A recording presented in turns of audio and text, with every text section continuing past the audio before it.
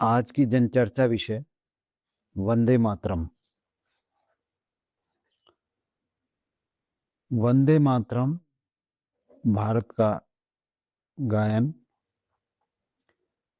इसकी संरचना की 150वीं जयंती दिसंबर 2025 में मनाई जा रही है और इस मौके पर इस गीत के मूल भावों को समझने की कोशिश करनी चाहिए। भारत सरकार ने भी 8 और 9 दिसंबर को संसदीय कार्रवाई के 10 मूल्यवान घंटे राष्ट्रगीत पर चर्चा के लिए उपयोग किए हैं। दैनिक हिंदुस्तान के संपादक शशि शेखर ने संपादक पृष्ठ पर एक आर्टिकल भी लिखा है। देखते हैं।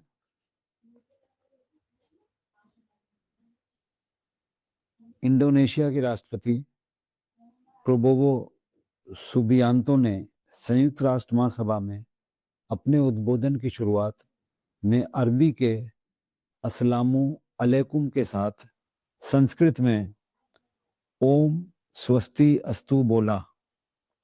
संयोग से दोनों के भावार्थ समान हैं। ईश्वर आपका कल्याण करे। इंडोनेशिया वह देश है जहां संसार के सर्वाधिक मुस्लिम रहते हैं। इस्लामिक राष्ट्रों के नेता अक्सर ऐसा करते हैं, लेकिन सुबियांतो उसी परंपरा पर टिके रहे जिसे कभी उनके पुरखों ने इस्लाम के अवतरण से पहले शुरू किया था। इंडोनेशिया में तमाम लोग आज भी मांगलिक कार्यों की शुरुआत में गणेश का स्मरण करते हैं। कभी यहाँ के 20,000 रुपए के नोट पर लंबोदर की तस्वीर छपा करती थी।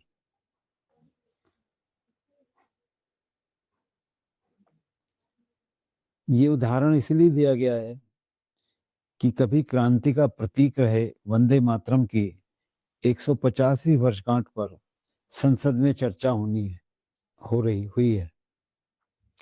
इसके प्रयोग पर बरसों से विवाद छिड़ा हुआ है। मुस्लिम जनसंख्या का एक तबका इसे राष्ट्रगीत नहीं मानता।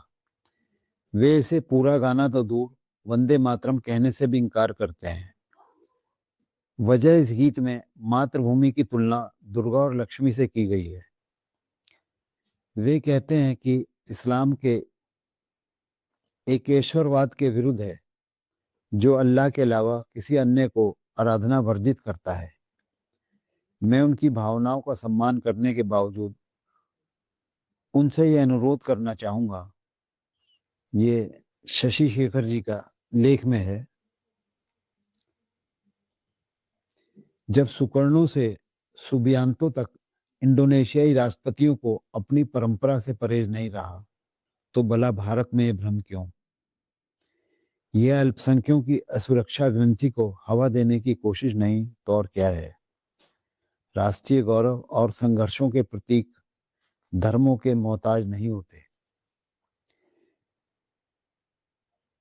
शशि शेखर जी लिखते हैं, जो नहीं जानते उन्हें बता दूं कि वंदे मातरम किसी फिल्म का गीत भर नहीं है। प्रख्यात बांग्ला लेखक बंकिम चंद्र चटर्जी ने सन 1875 में इसे लिखा था। बाद में उन्होंने अपने उपन्यास आनंद मठ में इसे स्थान दिया। अंग्रेजों के खिलाफ हुए हिंदू मठों के विद्रोह में सन्यासियों ने इसे वैचारिक चेतना की प्रवाह के लिए इस्तेमाल किया था। सन 1905 में जब लॉर्ड कर्जन ने बंगाल के विभाजन की घोषणा की, तब यह गीत बांग्ला एकता और ब्रिटिश हुकूमत के विरुद्ध नारे की तरह इस्तेमाल होने लगा। ब्रिटिश पुलिस जब भारतीयों की आवाज कुचलने के लिए लाठियां भांजती थी या गोलियां बरसाती थी, तो विद्रोही जत्थे वंदे मातरम की गर्जना से आसमान गुंजा देते। बहुत से क्रांतिकारियों ने सूली पर लटकाए जाने से पहले वंदे मातरम का उद्घोष किया था। उस समय वंदे मातरम राष्ट्रीय चेतना और प्रतिरोध का प्रतीक था, हिंदू धर्म का नहीं। झल्लाए अंग्रेजों ने इस पर प्रतिबंध लगा दिया था, पर ऐसी बंदिशें क्रांतियां रोक कहां पाती हैं। परेशान हुक्मरानों ने 1909 में मुस्लिम लीग के नेता सैयद अली इमाम के एक बयान से उम्मीद जगी। सैयद अली और उनके मुट्ठी भर साथी मानते थे कि यह एक विधर्मी गीत है और हमें इसके इस्तेमाल से दूर रहना चाहिए। जो शब्द बंगला एकता और आज़ादी के राष्ट्रीय आंदोलन में महत्वपूर्ण भूमिका निभा रहे थे, वही सत्ता के सहयोग से अब मजहबी वर्जना के लिए शिकार बन चले थे। यह सिलसिला सन 1937 में तब शीर्ष पर जा पहुंचा जब भारतीय राष्ट्रीय कांग्रेस ने राज्य की हुकूमत हासिल की। उस वक्त कांग्रेस पार्टी को राष्ट्रगान की जरूरत थी और इसके लिए एक समिति का गठन किया गया था। इस कमेटी के सदस्य थे जवाहरलाल नेहरू, सुभाष चंद्र बोस और रविन्द्रनाथ टैगोर। टैगोर की सलाह पर कांग्रेस ने वंदे मातरम के शुरुआती 2 पैराग्राफ राष्ट्रगीत के तौर पर चुने। इसमें भारत भूमि, नदियों, बगीचों, शीतल मन समीर आदि का गुणगान किया था। इस समिति ने बाकी हिस्सों को छोड़ने की सिफारिश की क्योंकि इसमें हिंदू देवी देवताओं का जिक्र था। इन तीनों महानुभावों ने वक्त की नबज को सही पहचाना। तब तक मुस्लिम लीग के कार्यकर्ताओं के बीच पाकिस्तान जिंदाबाद का नारा जोर पकड़ चुका था।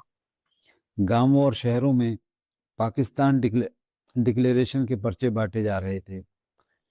1933 में चौधरी रहमत अली ने इसकी संरचना की थी। मोहम्मद जिन्ना ने तब तक आधिकारिक तौर पर पाकिस्तान का राग नहीं छेड़ा था, पर उनकी गिद्ध दृष्टि इस हलचल पर थी। वंदे मातरम का विवाद इस अलाव को और भड़का सकता था। इससे वक्ती तौर पर जो विवाद थमा जरूर, पर अंधेरे अंदर शोले खदबदा रहे थे।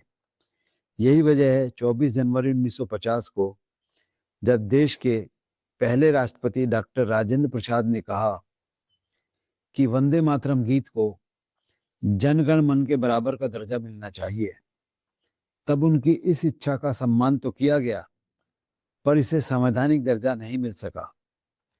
भारतीय संविधान के अनुच्छेद 51A के मुताबिक हर भारतीय के लिए राष्ट्रगान यानी जनगण मन अधिनायक जय हे गाना जरूरी है। वंदे मातरम की स्थापना राष्ट्रगीत के तौर पर जरूर है, पर इसके लिए कोई संवैधानिक बाध्यता नहीं है। इसके बावजूद रह रहकर इसे राजनीतिक हथियार के तौर पर इस्तेमाल करने की कोशिश होती है। इसके समर्थक मानते हैं कि विवाद बेबुनियाद है, क्योंकि जिन पंक्तियों को राष्ट्रगीत का दर्जा दिया गया है वे सिर्फ भारत भूमि की महानता और सौंदर्य का वर्णन करते हैं। इनमें किसी देवी देवता का जिक्र नहीं है, लेकिन कई मुस्लिम सांसदों और प्रतिनिधियों को इस पर भी ऐतराज है। भरोसा न हो तो AIMIM के नेता के आला नेता और सांसद असुद्दीन ओवैसी के इस बयान पर नजर डाल देखिए। वे फरमाते हैं, आप यकीनन अपने मजहब पर चलिए, सरस्वती वंदना पढ़िए, वंदे मातरम पढ़िए, मगर किसी को आप फोर्स नहीं कर सकते। क्या कमाल है। हमारा राष्ट्रगीत जो आजादी के दीवानों का भावनात्मक संबल हुआ करता था, विवाद के घेरे में है। क्या अमृतकाल के दौरान आर्थिक महाशक्ति बनने का स्वप्न संजोए भारत के लिए यह विवाद नितांत अनावश्यक नहीं है? अगर हमें आगे बढ़ना है तो इस तरह के बनावटी प्रतिरोधों पर काबू पाना सीखना ही होगा। पर यह कैसे हो? राजनीति और धर्म की खिचड़ी ऐसी अनावश्यक कलह जानने से बाज नहीं आने वाली। आज जब हम इस महान गीत की संरचना की 150वीं जयंती मनाई जा रही है, तब इस मौके पर हम भारतीयों को इस गीत के मूल भावों को समझने की कोशिश करनी चाहिए। सरकार ने भी इसे 8-9 दिसंबर को संसदीय कार्रवाई के लिए 10 मूल्यवान घंटे राष्ट्रपति पर चर्चा के लिए मुकर्रर किए हैं, राष्ट्रगीत पर चर्चा के लिए मुकर्रर किए हैं। क्या हमारे माननीय सांसद इस मौके का इस्तेमाल कर इस घातक विवाद पर सदा सर्वदा के लिए पूर्ण विराम लगा सकेंगे।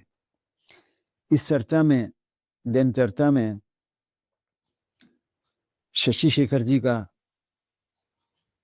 दैनिक हिंदुस्तान में प्रकाशित 7 दिसंबर 2025 के रविवार के अंक में संपादकीय पृष्ठ पर यह लेख प्रकाश डालता है। लेकिन यह भी प्रकाश डालता है, इन्होंने इसमें यह भी लिखा है, किसी को आप फोर्स नहीं कर सकते। राजनीति और धर्म, इस पर अगर विचार करें, धर्म अपने अपने में आप फोर्स नहीं कर सकते, लेकिन भारतीय धर्म जो है, भारत देश की संरचना के हिसाब से ये स्पष्ट है, कोई विवाद नहीं, अपना अपना वो है, संविधान अपने धर्म की इजाजत देता है, लेकिन राष्ट्र धर्म में तो जो है होना ही चाहिए। और इसमें अगर हम संविधान के इसको थोड़ा विस्तृत रूप से देखें, या जो संविधान निर्माताओं की ओर से इस समय प्रतिनिधि हैं, सांसद या ऐसे वरिष्ठ नीतिगत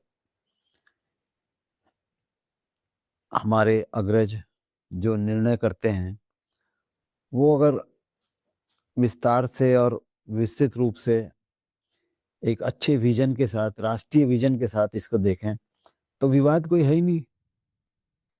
भाई, राष्ट्रगीत हिंदुस्तान 47 में आपने, 1937 में आपने ये चर्चा हुई और 47 में निर्णय हो गया।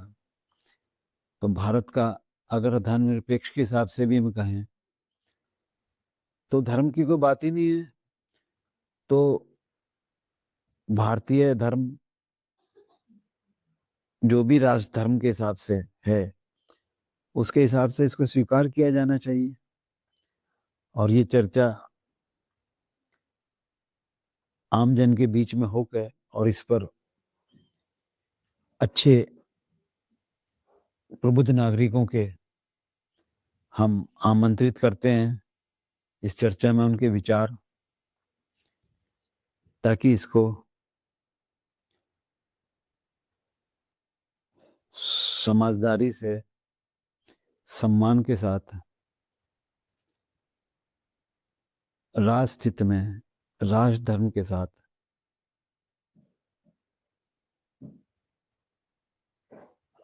जन जन के हिसाब से स्वीकृत किया जा सके, आगे चलाया जा सके। आज इस दिन चर्चा को यहीं विराम देते हैं। धन्यवाद।